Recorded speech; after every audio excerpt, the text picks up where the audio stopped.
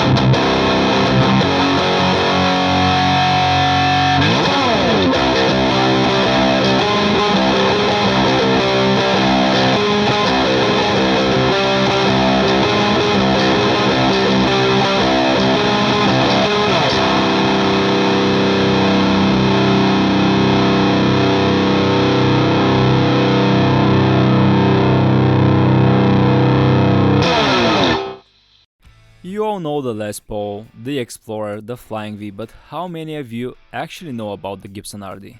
It is definitely their lesser known guitar shape. So here we go, the RD line was unveiled all the way back in '77. The lineup consisted of 3 6-string guitar models, the RD Artist, RD Custom and RD Standard, I'll get back to that, and 2 basses, the Artist and the Standard. As I already mentioned, RD stands for Research and Development, and these instruments were definitely a technological leap forward for the Gibson company. What is most interesting besides the body shape is that these are the first active instruments for Gibson, and they had longer scale length, 25.5. The RD Standard was considered to be the entry-level model. It was the only one that had the passive pickups. As you can see, Series 7 humbuckers, the other had the Series 6. So, passive pickups, no fancy Moog electronics in the back and rosewood fingerboard. And obviously only one 3-way switch. This is how you can distinguish it from the other model, the Gibson RD Custom that I'm gonna demonstrate for you guys today. The RDs are made out of maple and early models of the Customs came in walnut finish or natural that I'm gonna show you today. They have the dot inlays and maple fingerboards.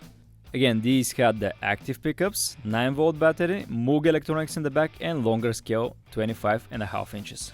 Then there was the big dog, the Gibson RD Artist series, which had the ebony fingerboard, mother of pearl inlays, binding on the headstock and an even bigger cavity in the back to accommodate for even bigger Moog circuitry with a compressor. Hopefully someday I will get my hands on one of the Artist series to review one of these Moog circuitries in the back, because that's one of the most interesting things. Back in the 70s, Norlin also owned Moog, which is a company founded by Robert Moog, who specialized in synthesizers. The cool part is that Moog are still around and they recently celebrated an anniversary.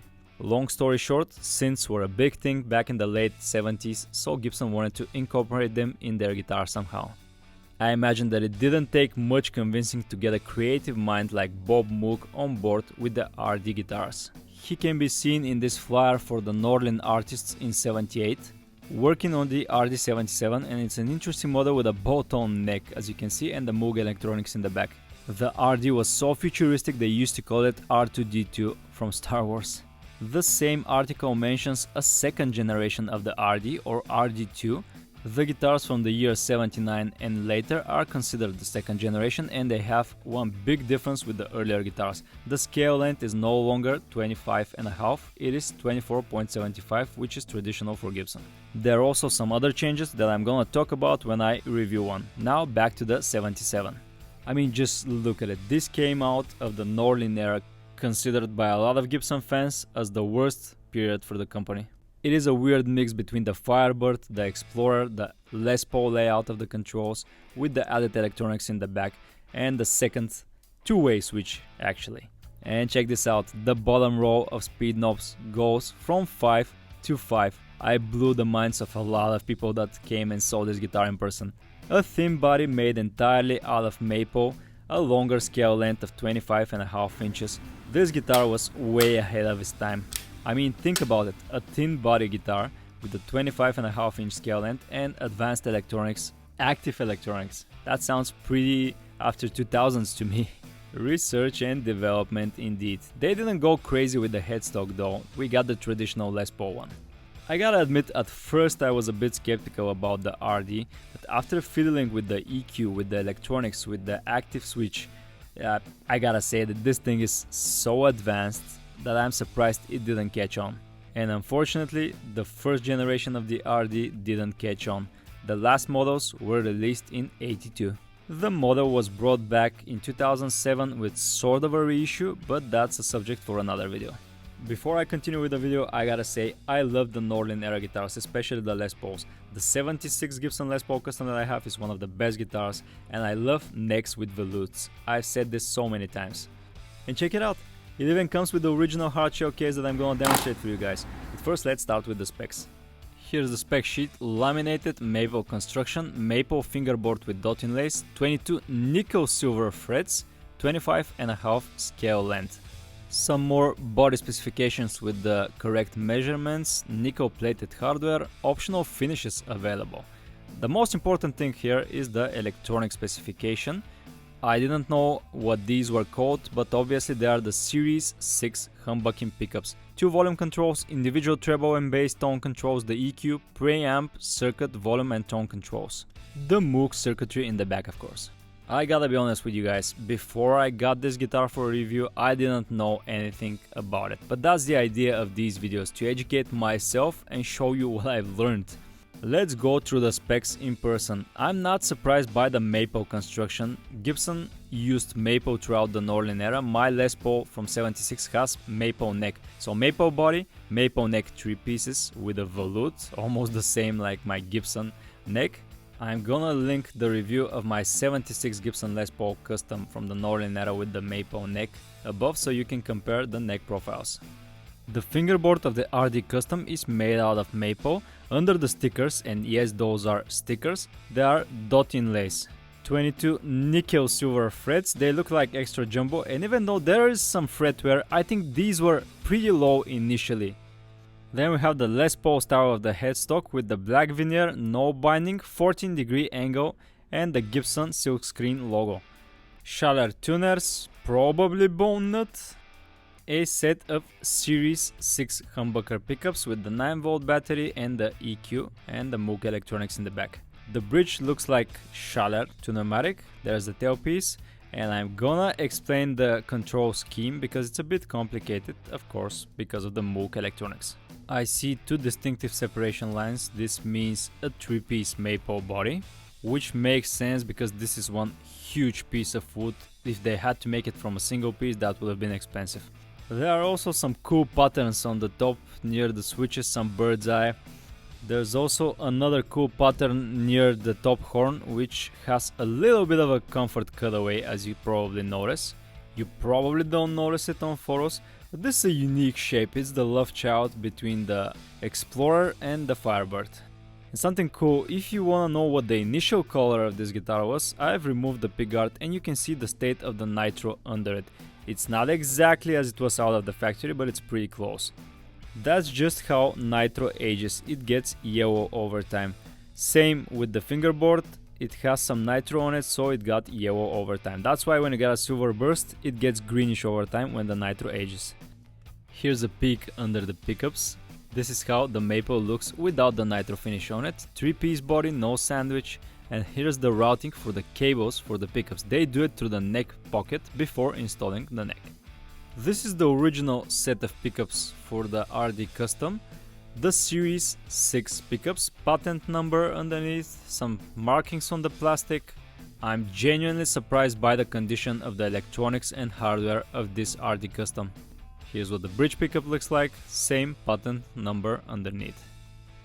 Slanted pickup rings for the flat top, short screws for the neck pickup, long screws for the bridge.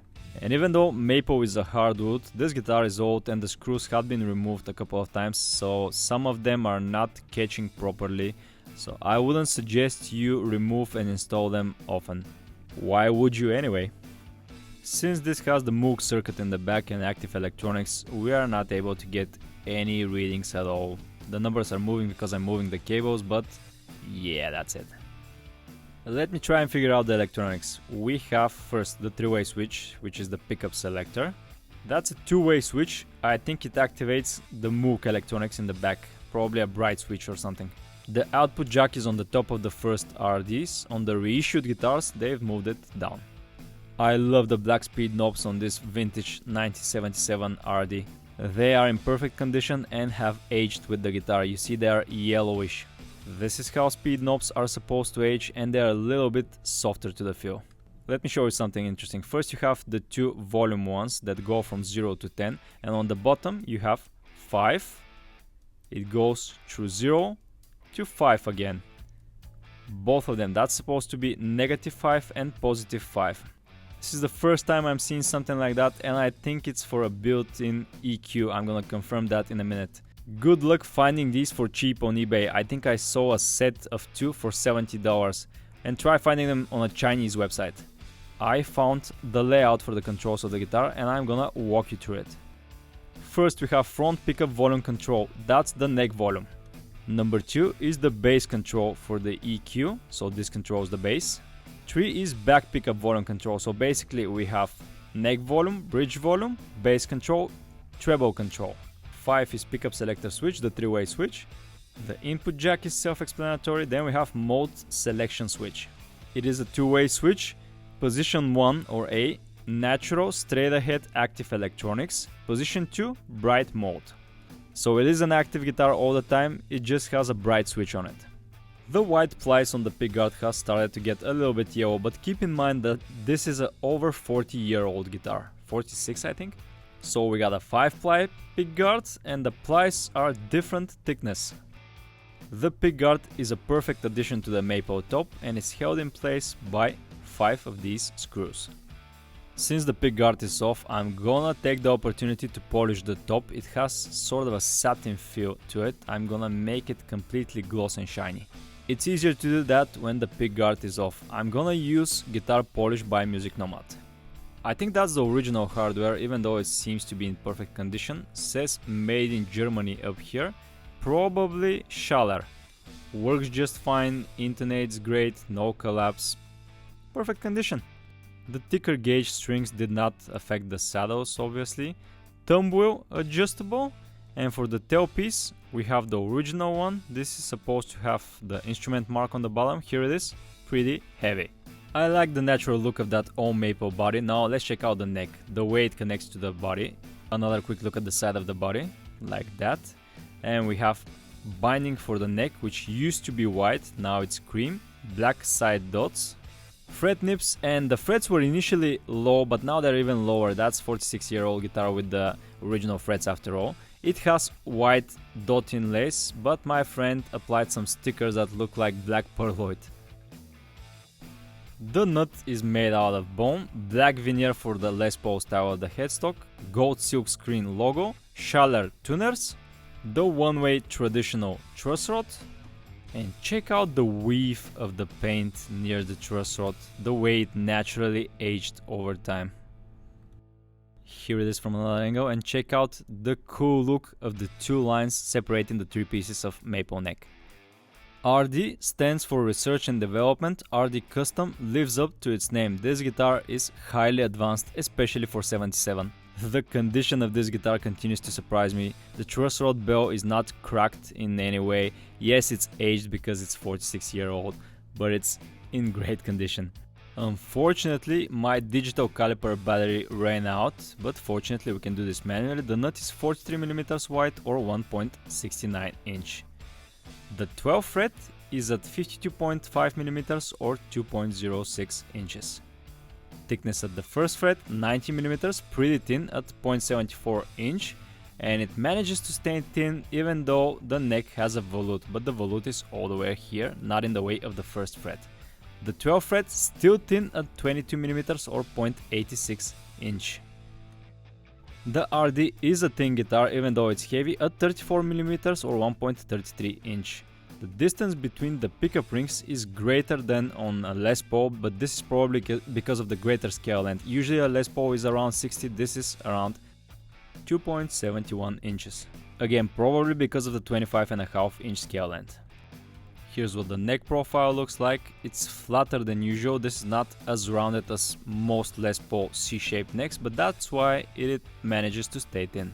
The back of the RD is just as interesting, if not more interesting than the front, but I'm gonna leave the lid of the electronics on for now. 3-piece laminated maple body. I see some more bird eye swirls and patterns, some cool patterns here near the top horn. Rounded off, smoothed off edges around the entire back and a huge belly cutaway. There's a big ding here on the back and some imperfection in the maple. I think that's factory.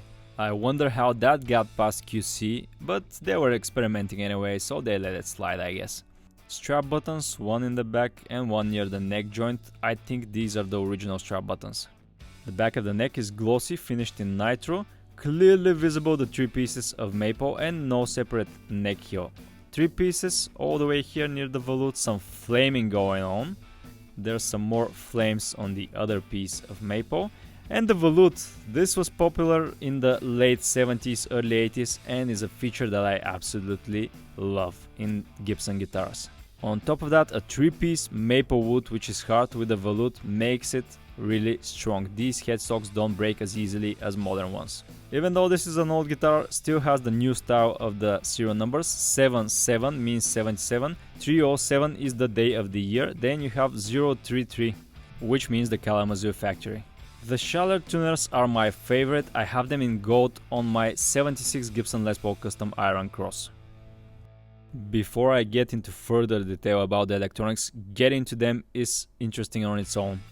There are 2 separate covers for the back. One of them, this big one, gives you an access to the electronics. It's shielded from the back. This is the Moog circuitry, the output jack, and above it there are 2 switches. One of them is 3-way, one of them 2-way, and above them 9-volt battery.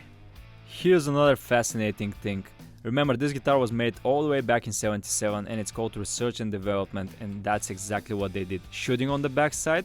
And check it out, the big cover is held in place by screws because you're not gonna be removing it very often, but the little one has metal inserts and it's held in place by these 2 bolts. I've seen this on a couple of Schecter guitars, pretty forward thinking for 77. Gibson thought about that you're gonna be replacing the 9-volt battery more often, so you need the screws or the bolts to hold better than screws. Here's the backside of the Moog circuitry, it's even branded M. I'm not gonna take it off, but the pots are directly soldered onto it. A lot of cables, it's a complex circuitry. I'm gonna show you the schematics a little bit later. Interesting situation with the 3-way switch. This is a 3-way pickup selector, this is a 2-way switch for the bright mode. And they're obviously different, and it's also an active electronic. So this is a L switch 3-way pickup selector, this one is a 2-way. Imagine how difficult it is going to be to find an L-shaped 2-way switch. Here's the 9-volt battery for the preamp and active electronics, and I think the cavity has shielding paint. And let me give you guys a better look at that electronics compartment. Very interesting and complex.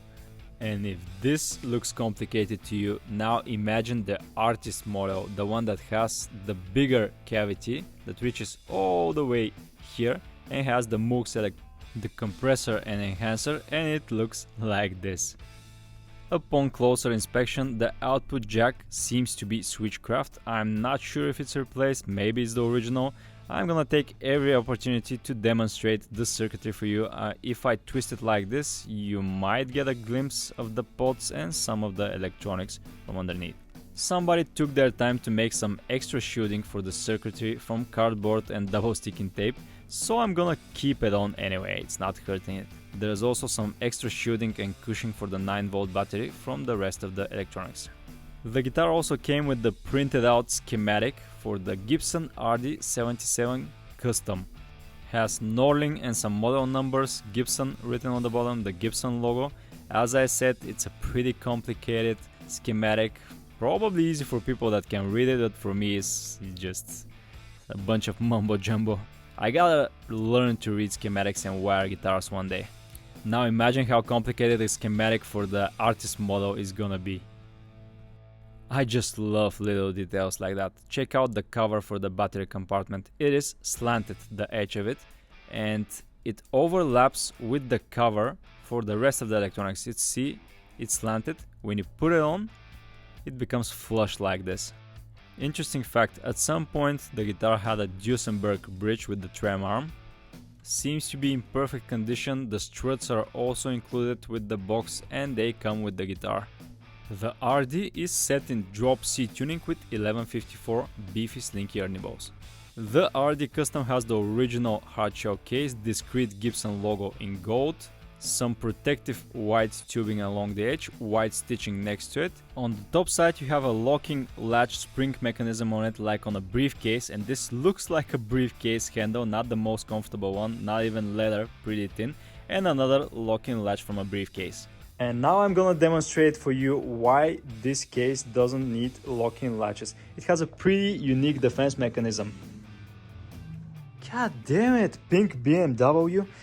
If you decide to open it, you gotta be very careful and do it to the side like this, because the latches open pretty aggressively. If you decide to steal it and you don't know that, it happens like this.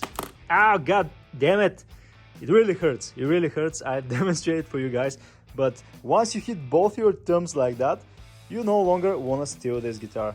I'm not even kidding, guys. Once you get hit by one of those things, you're always cautious around them, like this.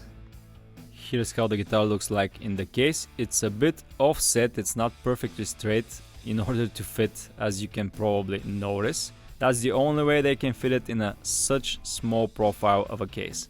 On the plus side, it's not a big case like an Explorer case, this is more like a Super Strat case. It has some padding for the strings here, some more padding for here, and on the back side as well. The case seems to be in great condition, and this is what it looks like without the guitar. The back padding that I've mentioned, it slopes. And there's also a cool compartment that you can keep your stuff in. It opens pretty interesting. It has this latch that is connected to the leather handle. You have to undo it like that, and then it opens up. It's not light as an HG, it's not as heavy as a Les Paul, but remember, this guitar was made out of maple entirely, so it's still heavy at 9 pounds or 4,000 grams. Now let's hear it.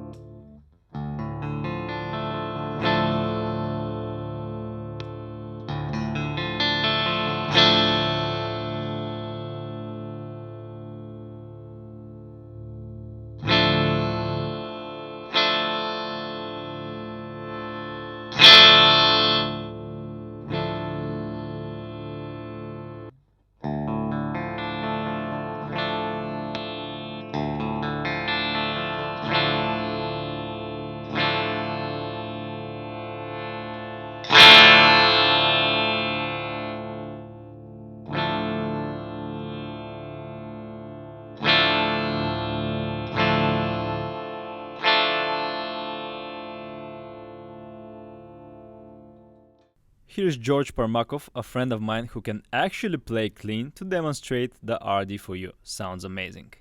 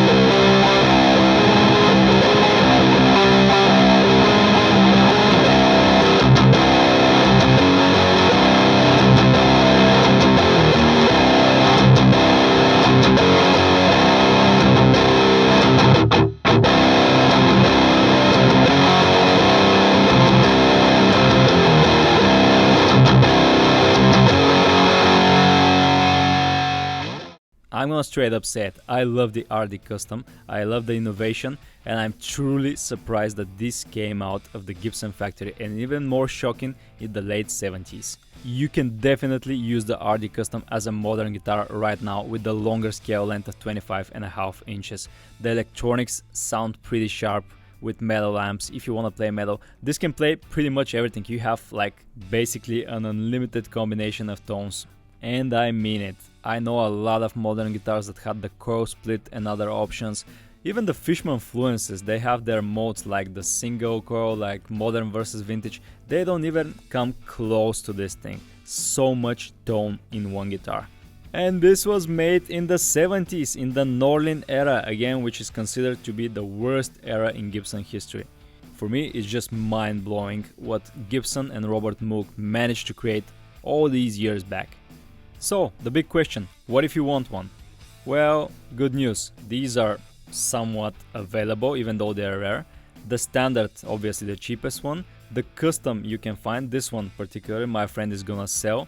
Again, they're not extremely expensive, but if you want one, I would suggest you aim for the early ones, the 70 to 78, because they have the longer scale length, and I think they're gonna get more desirable over time, especially with the Moog electronics in the back.